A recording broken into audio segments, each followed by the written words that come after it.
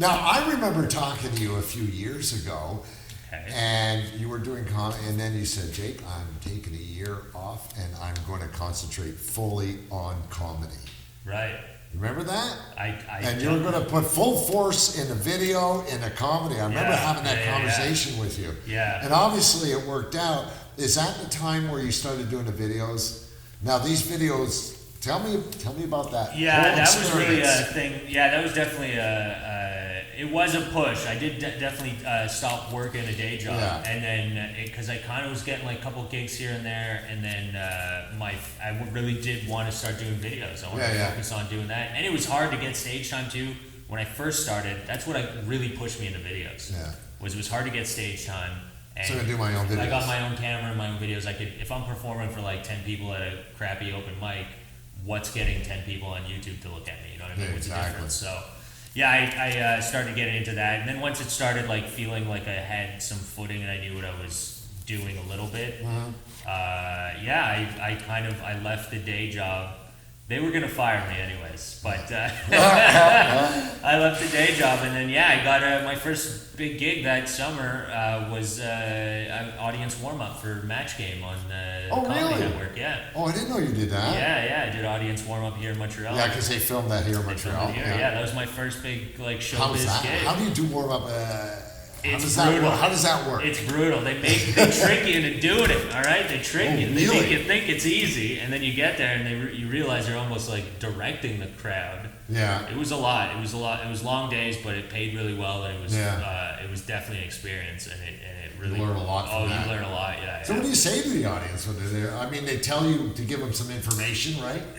When they gave me the gig, they told me all I got to do is like 10 minutes of stand-up before the show, so that it warms up the crowd. Sounds easy, right?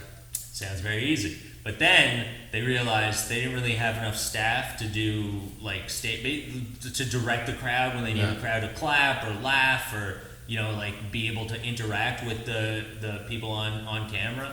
So then that kind of got shoved onto my job description as well. So I kind of was like directing the crowd during, like just tell them, all right, I'm going in on commercial, and as soon as you see the director, like, all right, commercial, and everyone clap. We got to clap right now. And but it paid well, so I was like, yeah, I'll do it. What the hell? Yeah, I'll do it. Yeah, for sure. No, it was a great experience. Yeah, to keep like a crowd, and they were long days. They shot. How many shows they do in a day? 5 episodes. 5. It was That's insane. long. It was really long. Yeah, it was really long. Like long days. Everyone was, it was like a lot of changeover, and they try to keep the same crowd there for multiple tapings. Oh, really? That's so they did like 2 chunks. They would do the morning, and then they'd break at like 3, and then come back at like 5, and from 5 till some. I think we finished once at like 2 a.m. because they had like technical difficulties. Oh wow! Yeah, it was pretty. Well, what does the crowd get out of this besides watching it? I think just getting to watch it.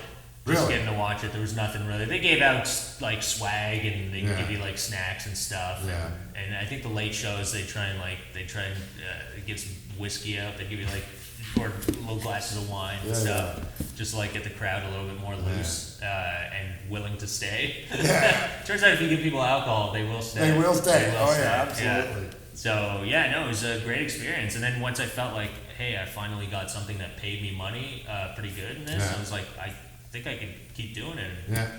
Yeah, it just snowballed, man. And then I got this hour's 22 minutes. Well, that was my next question. Your videos, and that got you this hour. Now, what did you do for this Canadian show, this hour's 22 minutes? Were you writer, producer? Well, I was writing.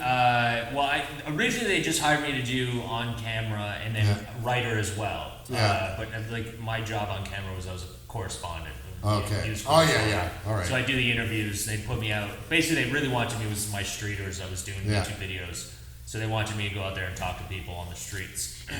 And so that's where I started, man. I ended up doing the YouTube videos that got me to 22. Yeah. They had me as a writer and on camera, but I think because of after the first piece, it was really hard to get that first piece in because the first piece they wanted me to do something else.